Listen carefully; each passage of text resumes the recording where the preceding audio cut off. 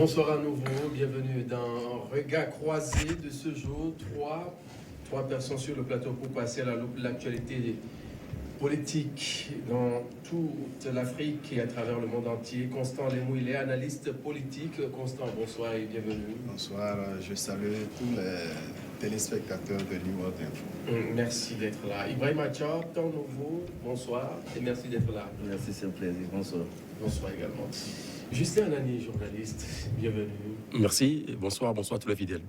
On va aborder le tout premier sujet. La Russie va construire un centre pour la technologie nucléaire. La Russie et le Rwanda ont signé un accord pour la construction du premier centre de sciences et la technologie nucléaire au Rwanda.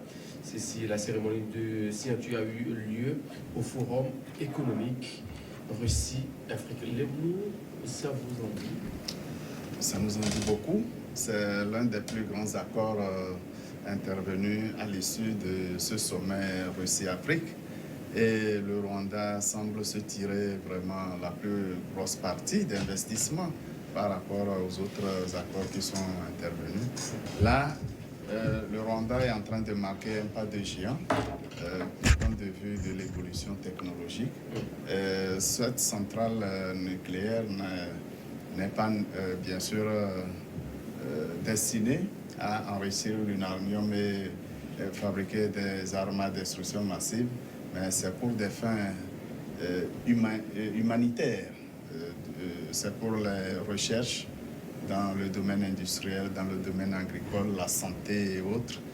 Donc, je trouve que Paul Kagame a réussi un coup de maître dans ses relations avec la Russie. Et quand nous savons que la multinationale, si je peux la désigner ainsi, qui s'occupe de cette construction est représentée dans 44 pays dans le monde, ce n'est pas un petit projet. Et je suis sûr qu'au-delà du Rwanda, toute l'Afrique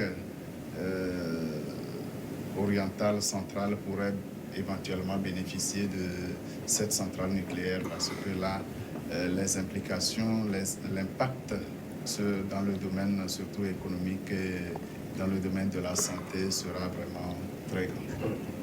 Justin Anani, la Russie qui signe avec le Rwanda pour lancer vraiment ce centre pour la technologie nucléaire qui va accélérer beaucoup plus de recherches dans divers domaines. On a cité tout à l'heure également dans les domaines environnementaux. Beaucoup de choses seront faites. Je pense que la Russie vient de marquer son retour en Afrique. Puisque vous n'êtes pas sans savoir que dans les années 90 ou bien avant, la Russie a connu un bouleversement géopolitique dont les conséquences même sont allées au-delà même des dimensions ou des considérations. Avec le bloc soviétique et avec tout ce qu'on a connu avec le traité de Perestroïka et tout. Aujourd'hui, on montre la présence progressive de la Russie en Afrique. Et ce qui dénote même la tenue même de ce sommet qui a réuni plusieurs chefs d'État, une quarantaine de gouvernements au niveau de la Russie.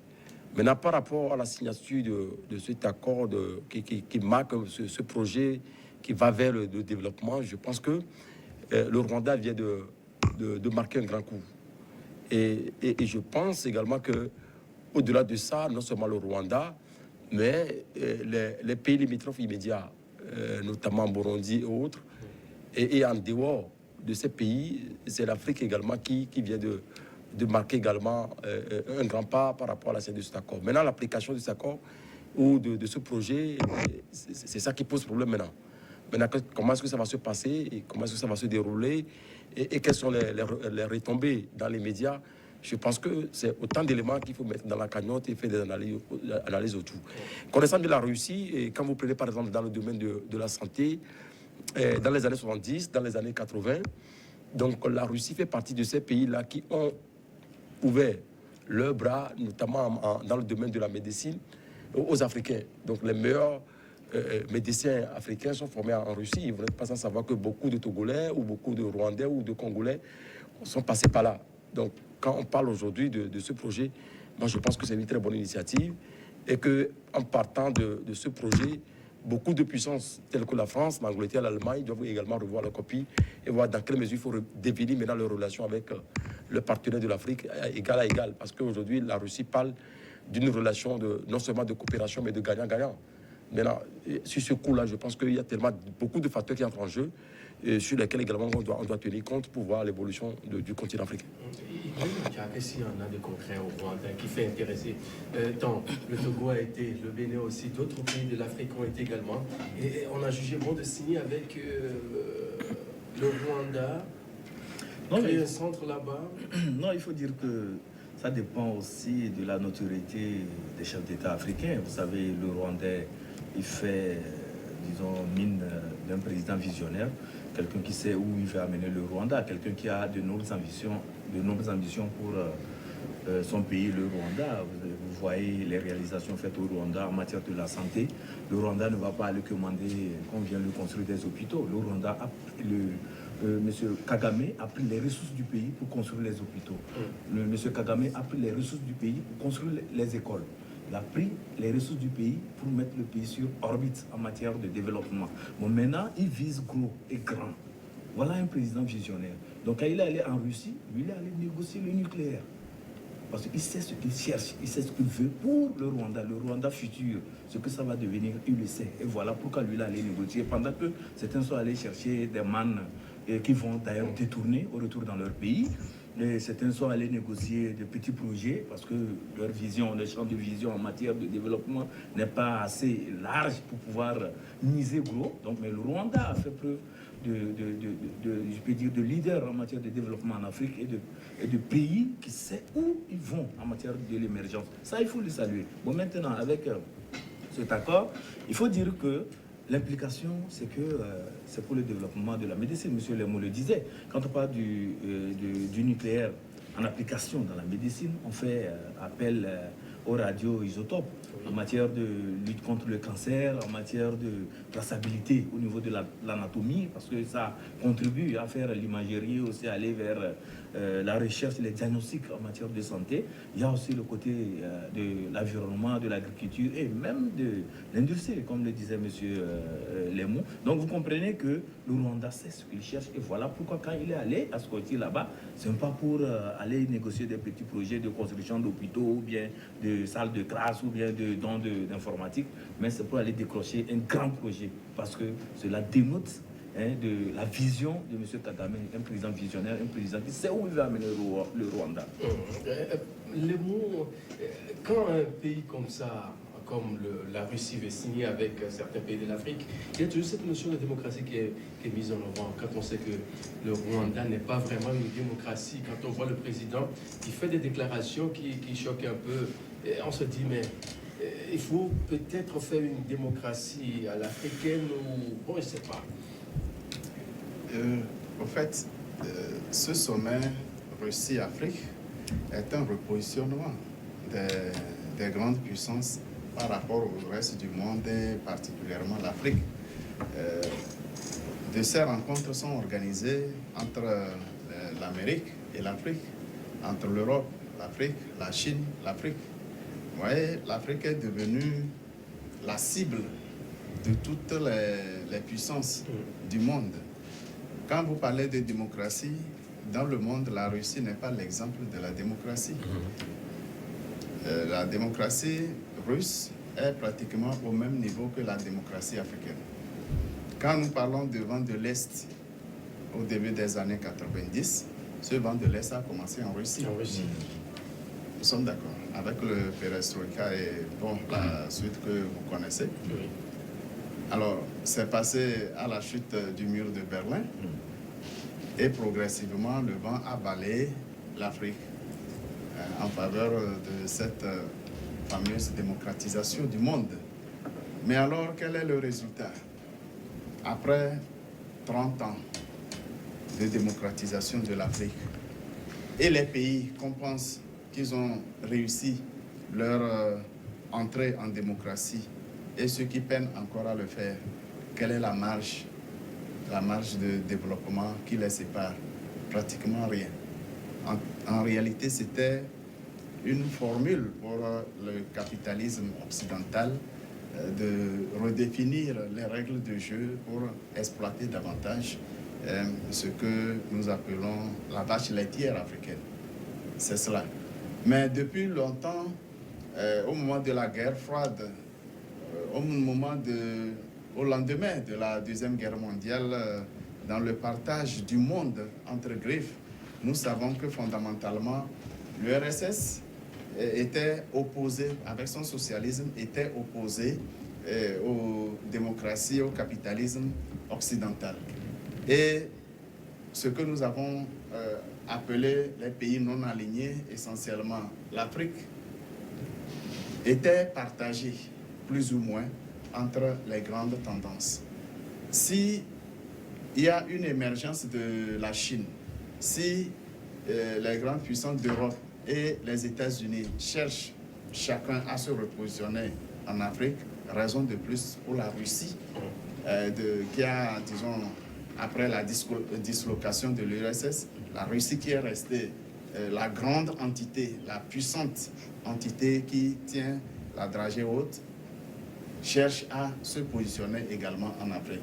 Donc le Rwanda va devenir plus ou moins une vitrine de la politique russe qui va progressivement attirer d'autres gouvernements africains vers la Russie, et ainsi les intérêts russes commenceront à être beaucoup plus enracinés en Afrique, et mieux, bon, pour l'intérêt des Africains, si vraiment ces accords sont dans le fond des accords gagnant-gagnant.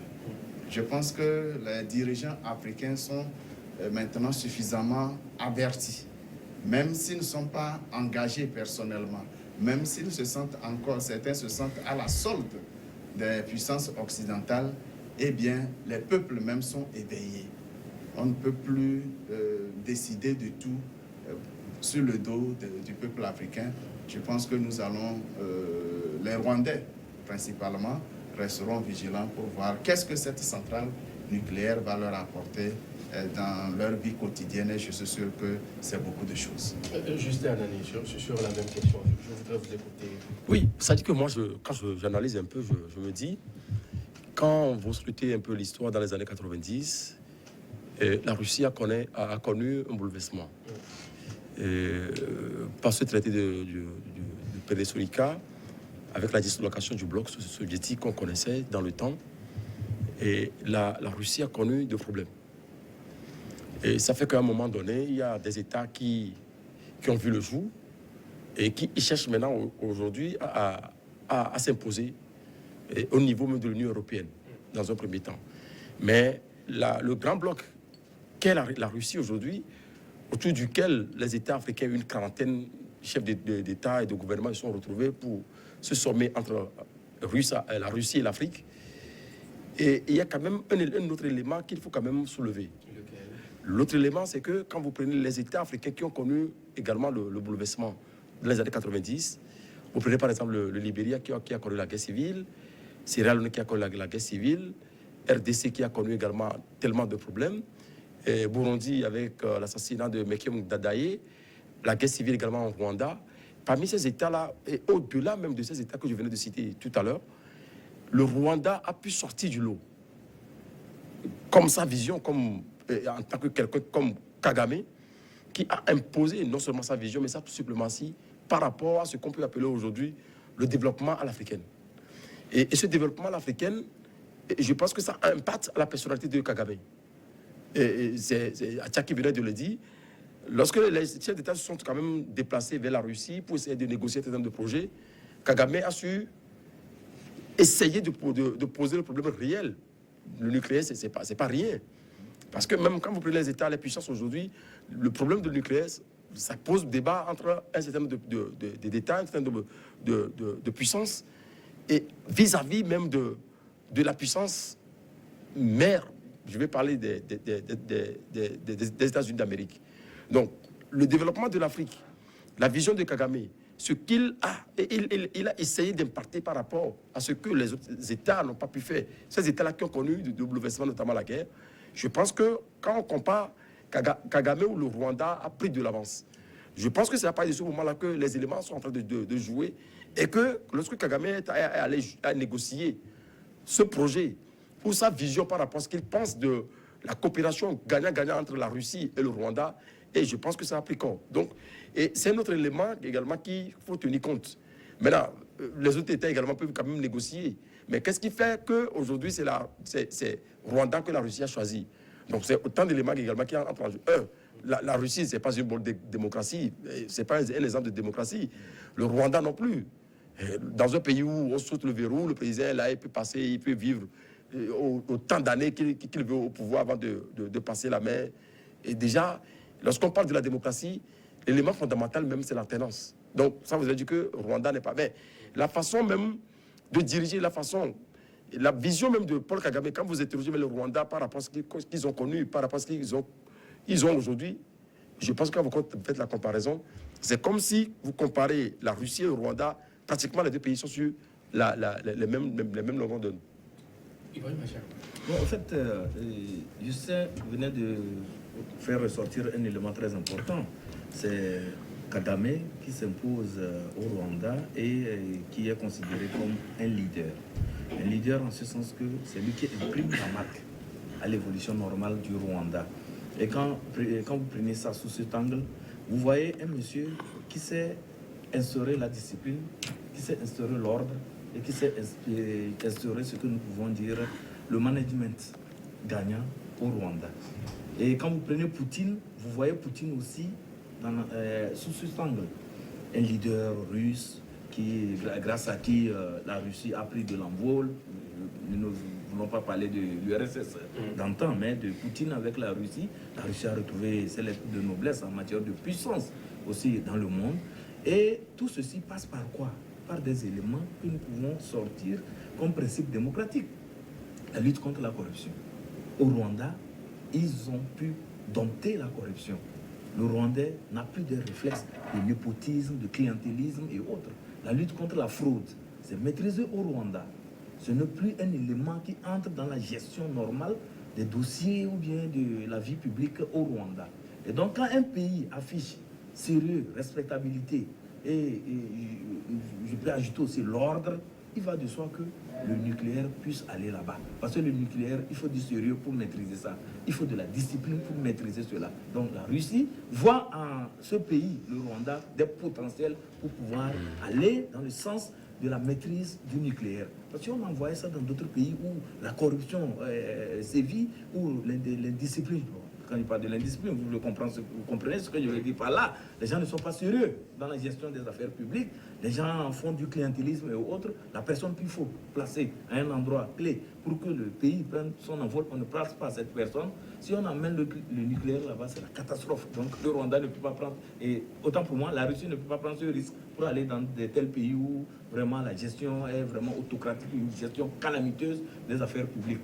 Le Rwanda a montré l'exemple d'un pays qui maîtrise la gestion efficace de la chose publique. Et voilà pourquoi le nucléaire est allé là-bas. Le nucléaire au Rwanda, quelle retombée pour les autres pays d'Afrique?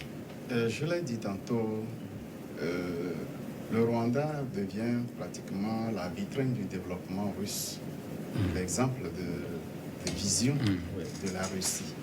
Alors, c'est en tant que vitrine, cela va faire graviter les autres pays limitrophes autour.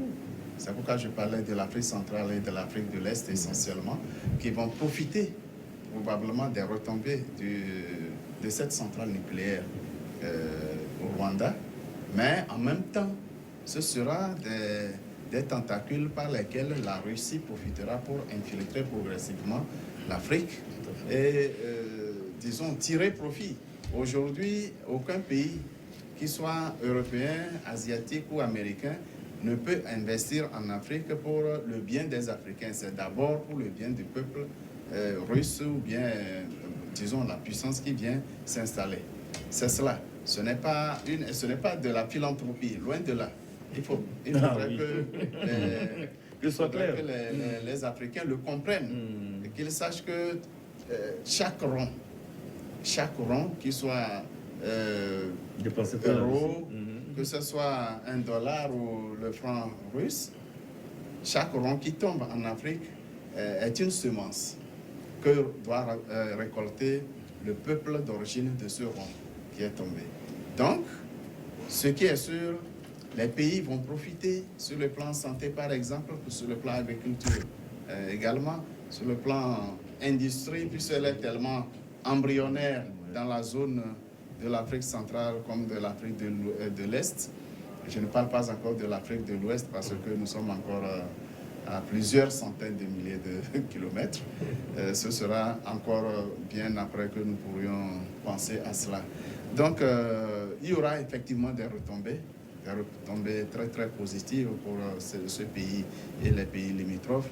Mais rapidement, il faudrait que les Africains sachent profiter suffisamment, développer par eux-mêmes, acquérir la technologie. Je rappelle qu'une fois qu'on installe une centrale nucléaire et que les Rwandais eux-mêmes ne sont pas préparés pour gérer cette centrale, elle n'est pas encore rwandaise, elle reste russe.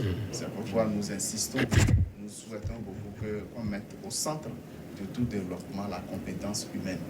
Elle est très importante. Justin Anani, doit-on envier le modèle de développement rwandais au jour d'aujourd'hui? Non, moi, je ne pense pas. Sauf que, moi, j'analyse un peu, je dis, c'est parce que ce pays a traversé des moments difficiles.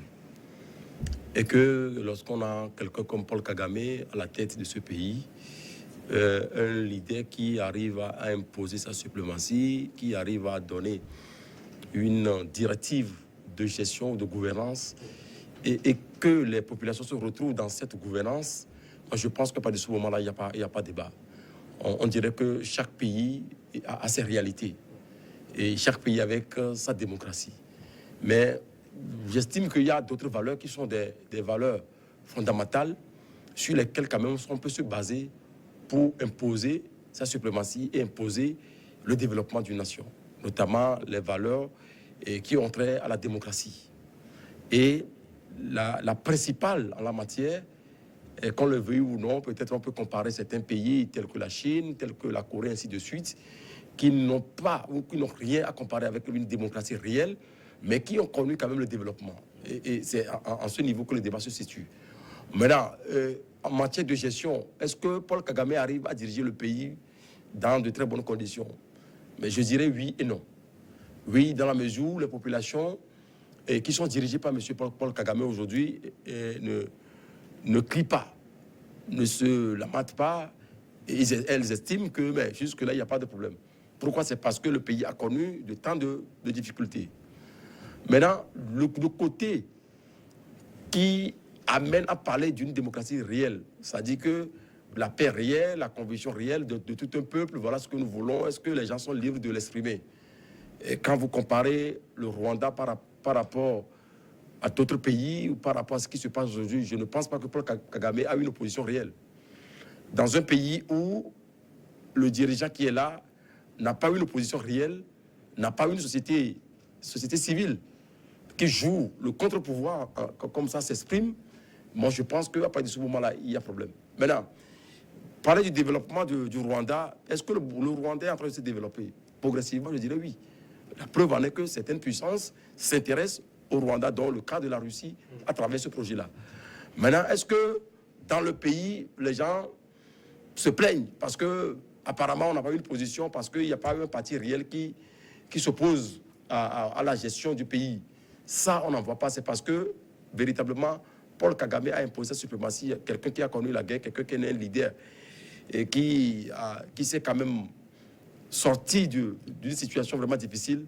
Je pense que sur cette base-là, progressivement, le Rwanda peut-être va essayer d'atteindre un niveau tellement acceptable, mais connaissant bien l'être humain, à un moment donné, ce peuple va retourner à la case départ pour dire que nous sommes mal gouvernés. À partir de ce moment-là, il va falloir quand même changer Paul Kagame. Non, mais c'est une question de maîtrise de la pauvreté. Vous savez, quand les peuples se soulèvent, c'est quand la pauvreté a atteint un seuil. Et le plus souvent, pourquoi il y a la pauvreté? C'est parce qu'on gère mal. C'est ça le problème. Quand nous parlons du modèle de développement rwandais, le modèle du développement rwandais a été pensé, ça a été mûri avant d'être implémenté. Ça n'a pas été ce que nous appelons des copies-collées d'un modèle ailleurs pris et on est venu, on a commencé par appliquer ça. Et il n'y a pas eu de vautour autour de ces projets. Il y a eu un sérieux qui a été en amont et c'est avec ce sérieux-là que les projets ont été conduits. Et aujourd'hui, je peux vous assurer que quand vous prenez la grande partie des pays africains, ces pays s'inspirent du modèle rwandais. Et aujourd'hui, le Rwanda a atteint un niveau, je peux dire que certains pays commencent par aller dans le balbutiement du développement rwandais, à l'heure où nous sommes. Aujourd'hui, on ne parle plus des photovoltaïques au Rwanda. Ils ont dépassé ça, avec des générateurs de dernière génération. Eux, ils ne sont plus avec les photovoltaïques qu'on place avec ampoule et on dit qu'on est en train de faire de l'électrification. Ils ont dépassé ça. C'est parce que le Rwanda voit loin. Paul Kagame est un visionnaire, je le dis et je le répète. C'est un visionnaire. Et quand je vais, pour citer, dire tout simplement que le modèle rwandais est un modèle qui inspire confiance. Il y a le sérieux, il y a la discipline et surtout la maîtrise de la corruption. C'est ça, c'est le point essentiel. C'est ça qui fait que l'émergence est possible au Rwanda. On va écouter les mots constants en 30 secondes pour marquer la pause. Oui, souvent je me pose la question, c'est quoi la démocratie, c'est quoi le développement et quel est le lien entre les deux? Parce que dans le pays, dans le monde entier, lorsqu'on on donne des exemples, des références de développement ou des pays qui émergent réellement, ce ne sont pas des pays démocratiques. Oui. Partout, dans tous les pays que mon débatteur vient de citer, aucun n'est cité en exemple pour, du côté de la démocratie. Mais c'est exactement comme dans un même quartier, deux familles, l'une a des enfants dans un centre de formation pro-américain qui finit les examens de fin d'année. Pendant ce temps, les enfants qui sont pro-français ou bien africains sont encore en train d'aller au cours et on demande aux enfants qui sont en train d'aller au cours d'aller s'amuser en récréation avec ceux qui ont déjà fini leurs examens. C'est ça notre situation. On va devoir marquer la pause. On revient juste derrière pour parler du tonneau.